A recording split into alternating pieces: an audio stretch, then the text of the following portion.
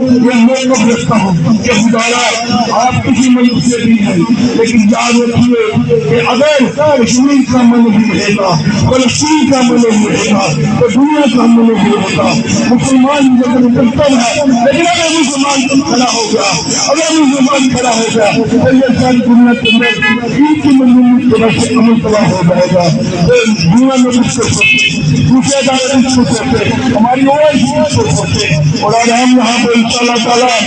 اپنے مقبوضہ دین کے بہن بھائیوں سے جاتی کرتے ہیں کہ انشاءاللہ ان